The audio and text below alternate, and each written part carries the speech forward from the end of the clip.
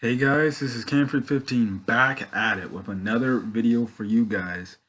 And this video is Food Wars Season 3 review. Man, was this...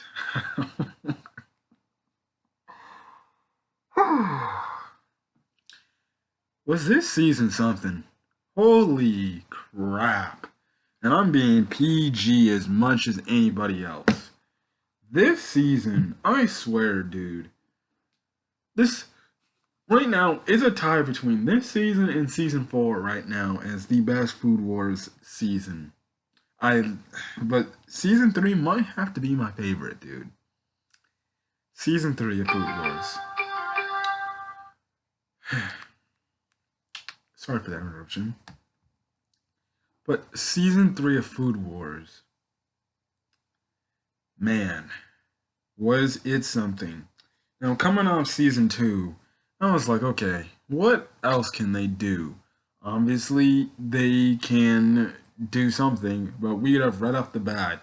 And someone's dealing with Kuga in the Moon Festival, and essentially, he has to beat him out if he ever wants to fight him in a show, in a Food Wars, essentially. And man, that little mini arc, this little arc was, or the first half of this was really good.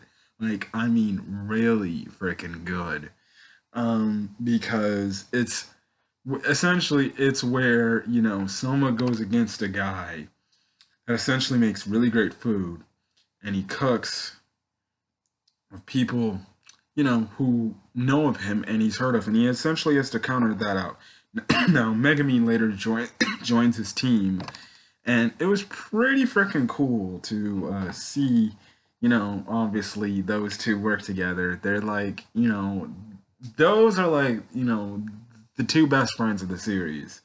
The fact that they do all of this, and the fact that essentially they've been together since day one, it's like it's been crazy. So anyways, they try to do that, and essentially it's not working. Like, no customers show up. Like, only like one or two customers show up, and it's looking like someone's gonna lose. But as the days progress, someone starts winning, because essentially and I figured this. I'm like, wait, why would the customers wait in one huge line, you know, to essentially eat this guy's food? I'm like, I can understand if it's so good, but if it was me, I want something nice and quick.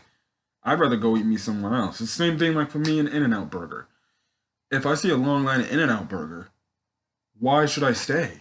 I'm just gonna go leave somewhere else and go get me some food somewhere else where I can know when I know I can go get it quicker. I can just go to a freaking Wendy's and get, a $5 meal or a 4 for $4. Why go to In-N-Out, spend like $7 for a double cheeseburger, and not even to be able to get it, because long. So eventually that happens, and that plays to Soma's advantage, and because of it, he's able to get customers.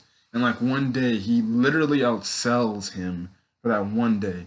And in that same episode, he enlisted the help of what can I say? The guy who copies. Let me try to look him up. Um,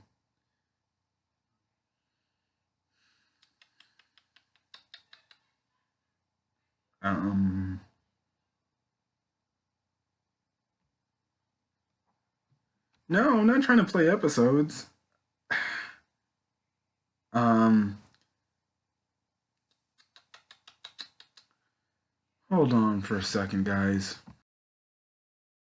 Okay, I found him. Mimasaka. I liked how the fact they helped him, Mimasaka, and then Meat Meat later came in and helped out, and then Aldini came in and helped out. And it was like, okay, he's getting help, and it goes to show that these characters have all been rivals of Soma in the past, but the fact that now they're one whole group, and essentially a group of friends that agree. And I like Mimasaka was saying, like, essentially it's just me, paying you back for what you showed me, so it was only fair I could do this for you. Stuff like that. And yeah, it was interesting. It was interesting. Now,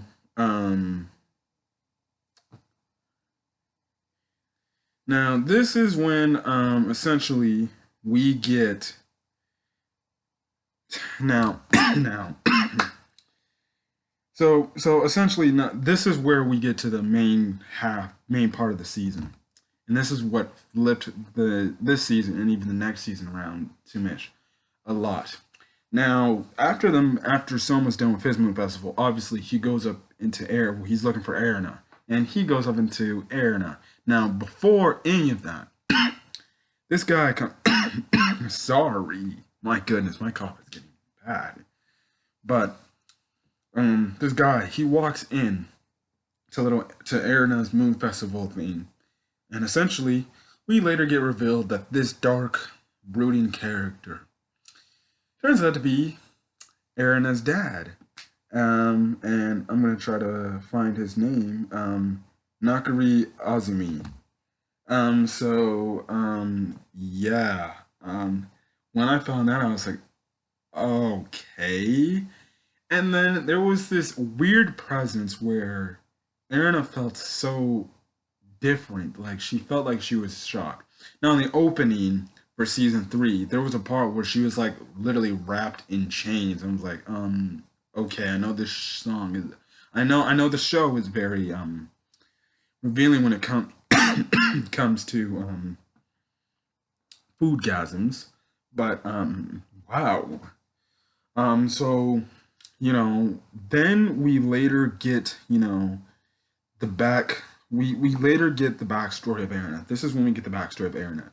And essentially the backstory of Erina is essentially where, she was living a nice peaceful life until her dad came into the picture. When her dad came into the picture, he kind of kicked everything out of her personal life, like, or really when Alice left. Um, he kicked everything to the curb. He did not make her send any letters back to Atlas, even though Alice sent letters to her, to Erina. And essentially, he kind of made her have some kind of idealistic thinking where, no, only you can think this food is good, this food is acceptable. All the other foods, they're disgusting, they're filth, they're nasty. For somebody like you called the God Tongue, you need to try exquisite types of food. And essentially, all in all, he kind of, well, I wouldn't say physically, well, two and one. One time they did show her, he grabbed her hand and kind of pushed her down, but, he kind of not like physically abused her, he kind of mentally abused her to have this idealistic thinking. And to the point it was like where she was trapped. So it gives a revelation on why one, she's so like I guess passive aggressive towards Soma and many other students, and why she doesn't think many other students' foods are all of that because she was raised and born that way, and she was doing that literally all the way up until now. And the fact that she thought she got rid of her father, yeah, no, no, no, she did not get rid of the father. Yeah, that was the first like plot twist. I was like, oh, okay. And this is when Azumi really becomes the main villain and the main antagonist really for the next two arcs. Like really, he becomes the main antagonist, and this is when he takes over the school essentially, and he kicks the past director out. He's like, your styles are not working. We're gonna go into my style, and because you know and essentially he does it because essentially a Nakari family member always ends up running Toski. So he ends up saying, I'm going to be the next one to do it. You're done. And guess what? And he essentially tells Aaron, I'm like, look, you're going to be back to the old ways you used to live. No friends, no buddy. You're just with me and you're just with my beliefs. And this is when, we get to see the character development of Aaron go from something of you will hate her, and then you possibly could maybe still hate her, or you could possibly feel for her and possibly like her. Um, when throughout season three, when we got the character development moments from Erina, she became one of my favorite characters. She literally like went top, 10 or top five in my favorite characters. Like she's really good now. I'm like, because now we get the backstory. Now we understand why she is who she is. Now, now, we do get a revelation, or we get two new characters. Again, I clicked on a freaking episode. But we get two new characters. I'll have to look them up, but it's the red-haired girl and then the white-haired girl. Um, but or not the white-haired girl, white-haired boy. But essentially, they're kind of like that. We get revealed that those two are essentially the number two and number one heads on the Elite Ten and stuff like that. But I'll talk about them later on. Well, I'll talk about them morely in season 4, but essentially, Soma has a matchup with the white-haired guy, and I'll remember the names by season 4, my season 4 review. But he loses, and it was interesting because Megumin, Erina, and Hisako were all looking on, and they see that he loses and stuff like that, and yeah. So it was interesting because then it starts the whole trend of, it's time to see what you've got. Now, essentially, now going back to the main point, now obviously, Alice and Hisako, they eventually help Erina because the dad is like, okay, Hisako, you've done your due diligence, you've helped out Erina all you can. Now get out. Like I said, he's doing the same thing again. Now they later, pull her out, and essentially, they come across Megumin, and Megumin's like, why don't you just stay at our dormitory? And essentially, you know, Azumi is trying to get rid of that dormitory, and he's doing it from Mister, the dude who I thought he's legit, the one a hole this entire series, and that was Aizon. Now we've seen Aizon in the past because he's the guy that set up Mimasaka to eventually face Soma and stuff like that. So this is where we get the food wars between Soma and Aizon, and my goodness, Soma, and this was like he has a food war essentially to fight for the right to keep his dorm alive, to keep his dorm upstanding. And one thing is, I liked how the other dorm members of Soma's dorm, they fought for their dorm. And I was like, I'm like, you can't do that. And it was like crazy. And I'm like, okay, so the Elite Ten are now the bad guys now. So it was some sort of weird thing. So, anyways, Soma in this food war absolutely destroys Aizon, like destroys him, like three O's him. Um, and it goes to show that Soma's cooking hasn't really improved and stuff like that. And essentially, it was like this Aizon dude's nothing special. So, they managed to save the door. They keep Erina, safe in the dorm and stuff like that. And, this is when essentially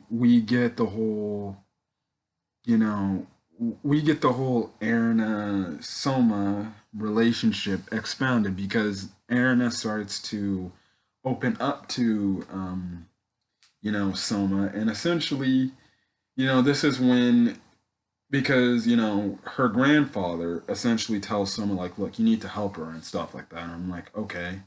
But then someone's like, yeah, I'm not gonna really help her. I'm gonna do this for my own need, but I guess I'll listen. Essentially, he was really saying like, I'm gonna focus on me, but essentially, he was like, I guess I can see where you're coming from, so I guess I'll assist in helping her with the best I can. And that one episode where she goes up into his room and they have that nice little discussion of like, why are you doing what you're doing? And she also does later get revealed that because she later does get revealed in the earlier in the season when she's at the dorm like the first time, she gets revealed that Soma is Joe Ishiro's son, the person she always looked up to, and that's why she came into the room to talk about like stuff like that. And then he kind of remakes the same dish he made for her, and he wants to know, like, is it delicious now? And it was funny because she walked out and she's like, I got an idea. And then he's like, wait, whoa, whoa, whoa, whoa, hold up. Erina, wait. isn't my dish delicious? And she didn't say it yet. So obviously it's teasing on the thing where she eventually will say later down like his dish is delicious. Eventually she'll say that. But then this is when we get to the second part of the arc where it's like I guess the little train mini arc where essentially Soma and his friends are all rebels and they do not like the way Azumi's directing the school because he's like being honestly a dictator, if anything, of this school. And essentially he has the Elite Ten essentially and for like one, he takes out essentially all the clubs in the building saying we have no need for these clubs anymore. Get rid of them. So some people fight in food wars to essentially try to keep the rights to keep their club going, but they end up facing Elite Ten, and more than likely they end up losing, which sucks for them. Now we get to the train arc where Soma and the others are learning a lot from Erina to be better prepared to go up against in these little testing periods, and then we get the revelations and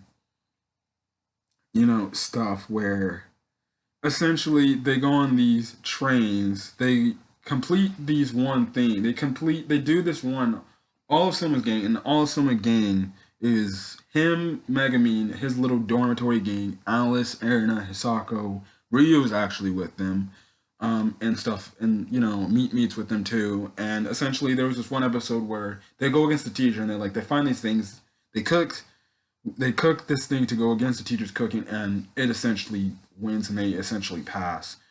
Then they go out for a nice little stroll, and next thing you know, they go on the train, and nobody's there. You later find out to be revealed that, yeah, essentially, the Elite Ten and Azumi kind of played them all, and essentially split them up and put them on different trains. And because they were put on different trains, it essentially sets them up to essentially try to lose. So essentially what happens is the group Soma's with is Soma, Erina, Takumi, and Megumin. And the reason why we get revealed because Hosako calls, he's like, Erina, where are you at? And Erina's like, wait, what are you talking about? He's like, we're on the train. She's like, no, we're on the train. And then that's when they find out that they later all split up and they're all different trains. And then this is when we get one of the more shocking twists I've seen in anime straight up. The thing is, well, I'll get to it. Hold on for a second. Sorry, but this is when we get one of the shocking revelations, and that is when we get the revelation of Akira being on the Elite 10. This had me feeling some sort of way when I was first watching. It was like, you mother effer. You, and before anything, I'm like, let me guess. He made a deal. Azumi made a deal with you, and yeah, so essentially, the reason why he was in the Elite 10 is because I guess Azumi kind of goaded him into, doing, a shady thing, and essentially he made him feel like his cooking was so good, and then essentially he goes against what the dude told him, like, don't let your talent go to your head, you know, don't let that, get to your head and stuff like that. And he let his talent get to his head, and because of it, he ended up joining the Elite 10 because Azumi essentially told him, like, you're a great cook. You don't need this place. And that's when it's like, he essentially, goes against June and he becomes his own, I guess, cook. Now, he joins the Elite 10. I believe he was like the ninth seed or something. He later challenges Soma to a food war, and essentially, all of Soma's friends have to go up against the Elite 10 and win in order to keep going. Which, he. See, now, Takumi and Megumin, they faced the new little red-haired girl they showed this entire season, and they end up beating her. Now, Soma fights Akira. He ends up beating him, and Akira learns a valuable lesson because Soma kind of outsmarts him on making a dish, his own type of dish. And that's when the same dude who comes back, he tells him like, "Yeah, see, you messed up. You let your own talent get to your head, and because of it, you lost now." And because of Akira losing, essentially, he gets kicked out of this. He gets essentially he gets kicked out of the school straight up. He gets kicked out of the school. Like Azumi made some kind of Azumi made a deal where it's like you can't lose, otherwise you're done. Now June later shows up and then she slaps him and stuff like that. And she's like, "You don't do that to me ever again. You scared me," and stuff like that. But that was interesting. But then this one we get the shocking twist.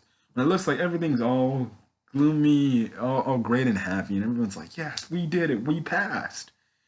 This is when we get the flip on the script where we find out, oh yeah, you may be happy now, but your friends, they all got kicked out of school because guess what? We beat their butts. And that's when I was like, oh my goodness. Because it's looking like, oh, everything's going great. We're gonna run into the other guy. We're gonna run into Asako and the others. Next thing you know, you have some messenger tell us, "Oh yeah, guess what? Your friends, they got kicked out of school because guess what? We won. They all lost their food wars with the Elite Ten, which was, you would think, well, somehow they would beat the Elite Ten, all of them, but nope. All of them were all beaten. Yes, even Ryu was beaten.